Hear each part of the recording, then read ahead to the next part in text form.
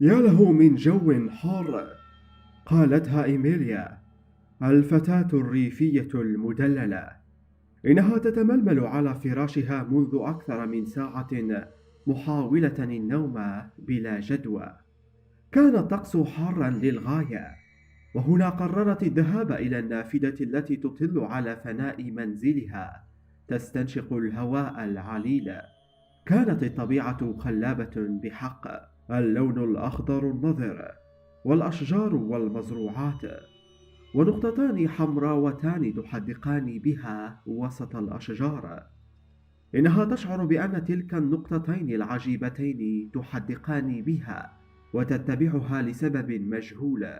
فوجئت بأن تلك النقطتان تتحرك لتتضح معالمها شيئا فشيئا، حتى صارتا عينين آدميتين لرجل وهو يسير بثقة تحت ضوء القمر صوبها مباشرة.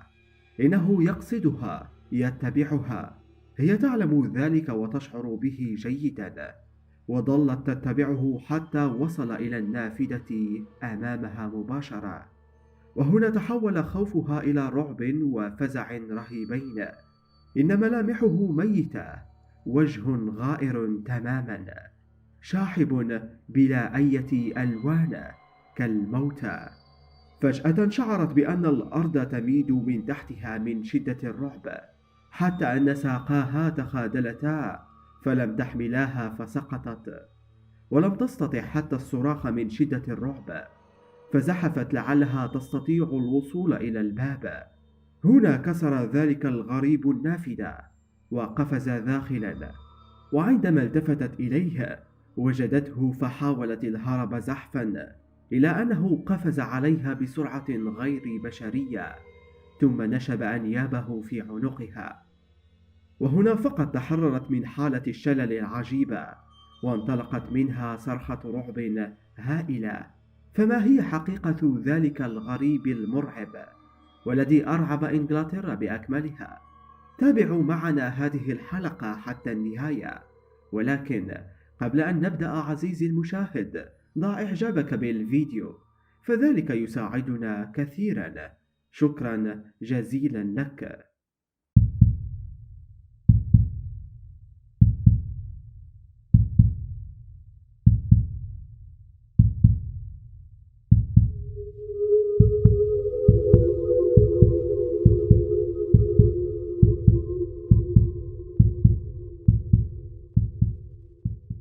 بسم الله والصلاة والسلام على رسول الله.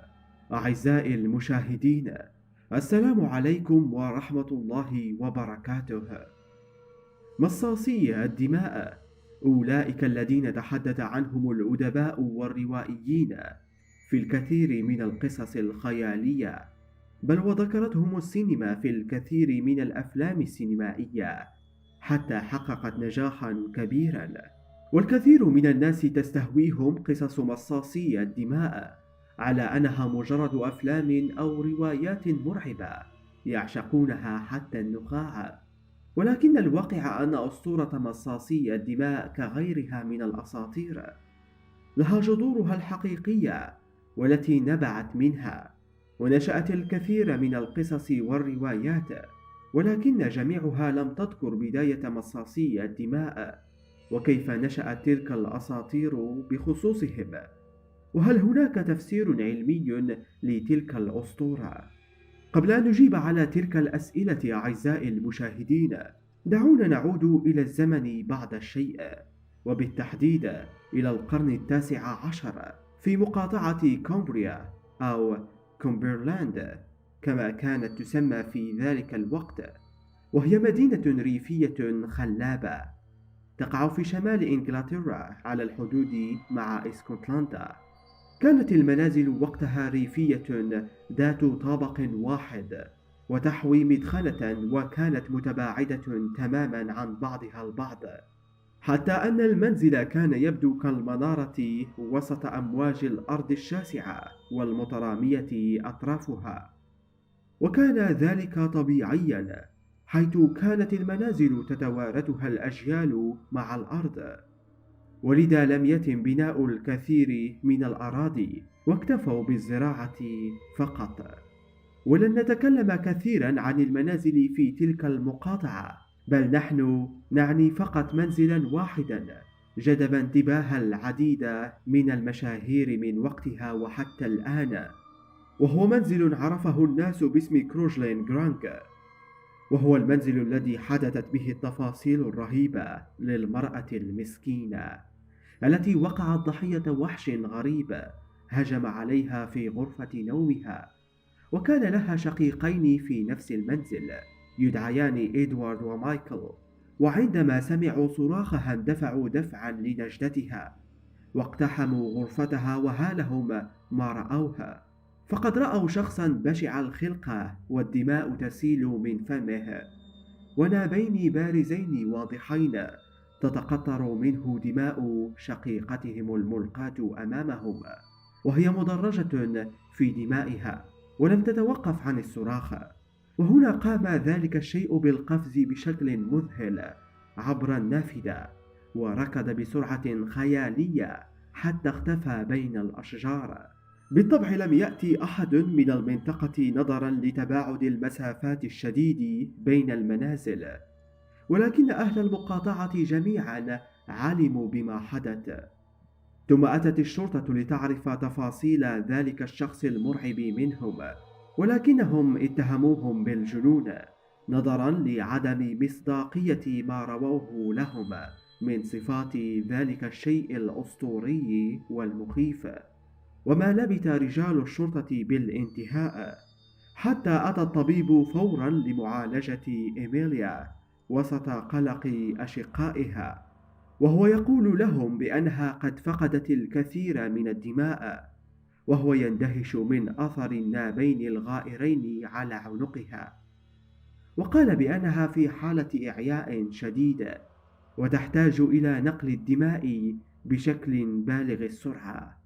وهنا تبرعوا لها بالدم حتى عاد وجهها بالتورد مرة أخرى وبدأت تستعيد صحتها، ولكنها كانت دوما في حالة فزع شديد وكوابيس مرعبة، وهي تقول بأنها تسمع وثر ذلك الشخص المرعب وهو يناديها باسمها ويشتهي دماءها.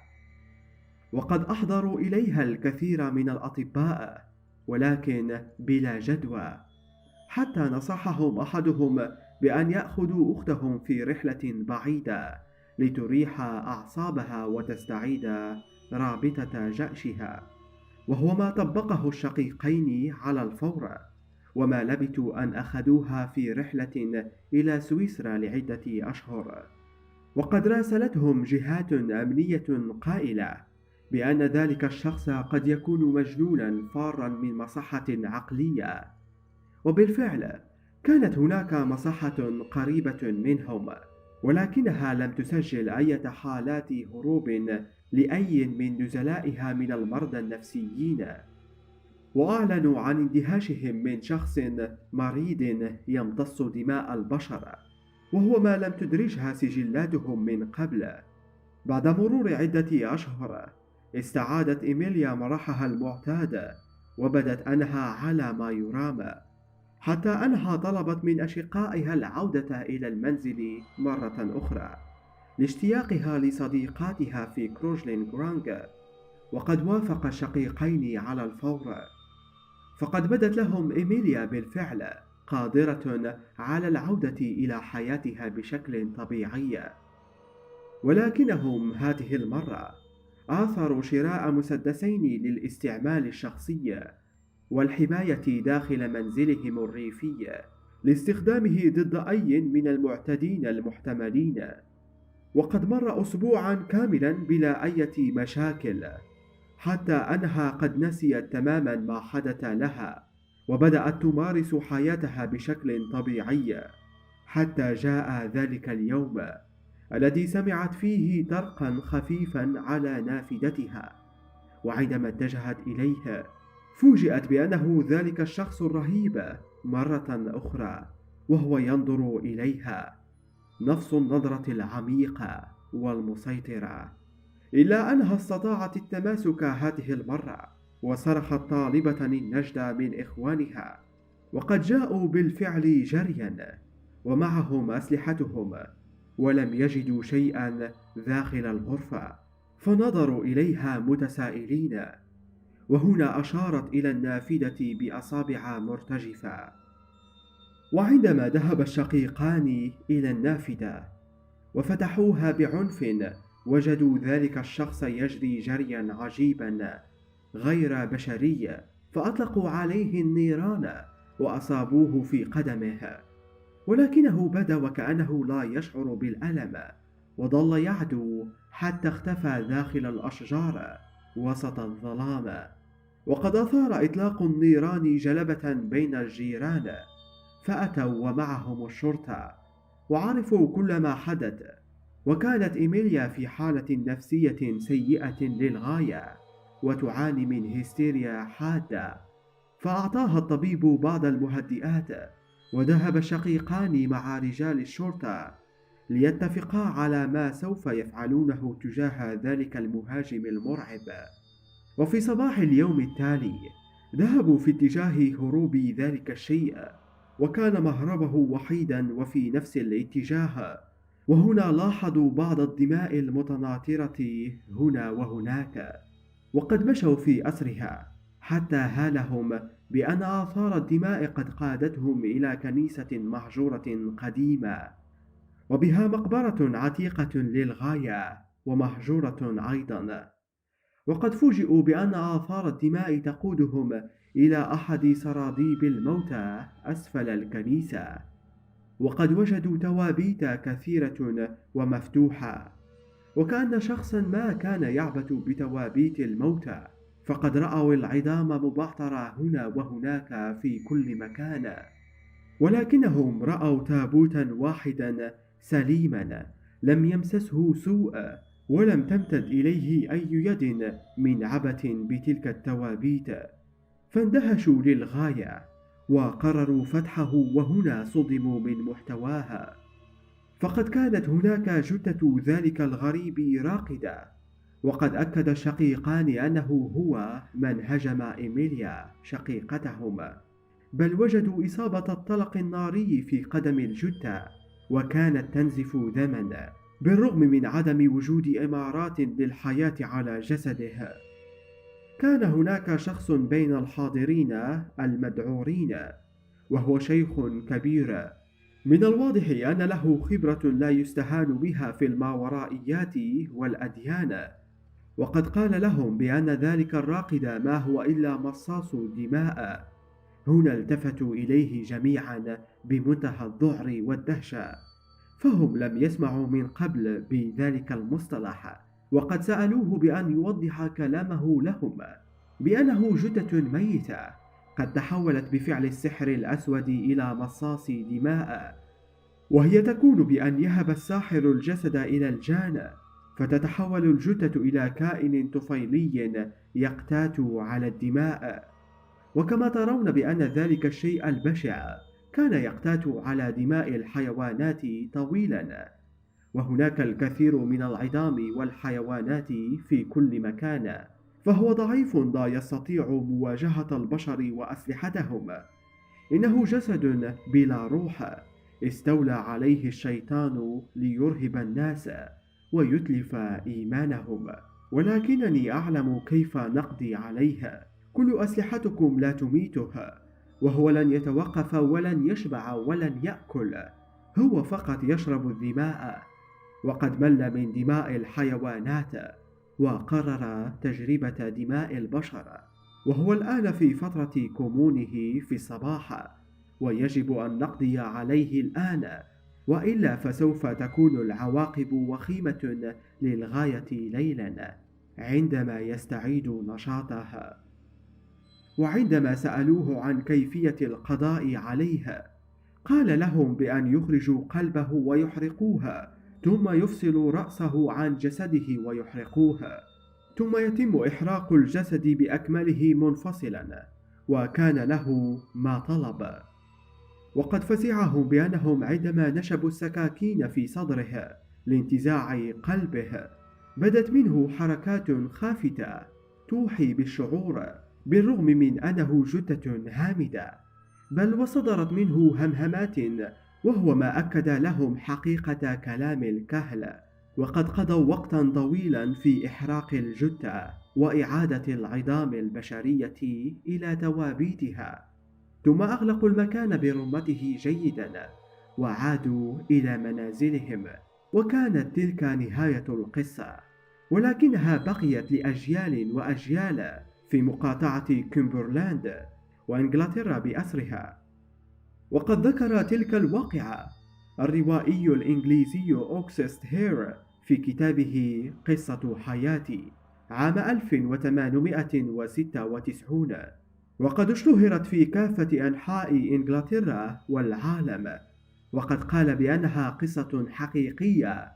ولكن بعض الكتاب الآخرين عارضوه وقالوا بأنها خيال بحت، منهم الكاتب تشارلز جورج هاربر الذي قال عام 1924 بأنها مجرد قصة شعبية. وقد ذهب بنفسه إلى المكان ولم يجد أي منزل باسم كروجلين جرانج، وهو اسم المنزل في الرواية الأصلية، ولكنه بعد بحث مضن عثر على منزلين، أحدهما يدعى كلوغرين لو هيل والآخر كروغلين هاي هيل.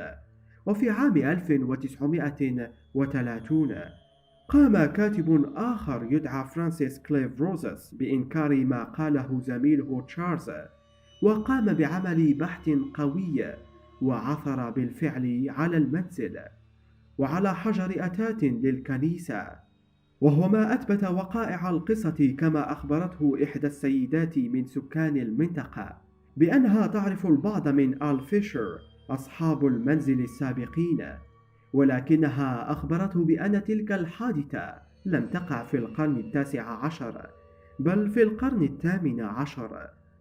وأخيرا الإجابة عن التساؤل في بداية الحلقة، فإن مصاصي الدماء اكتشفت حديثا بأنها حالة طبية تدعى البورفيريا، وهو مرض نادر للغاية يصيب البشر ويجعل دماءهم خالية من الهيموغلوبين، وهو جزء يعطي الدم لونه الأحمر لاحتوائه على ذرات الحديد، فهو مكون للبروتين الحامل للأكسجين والهيموغلوبين.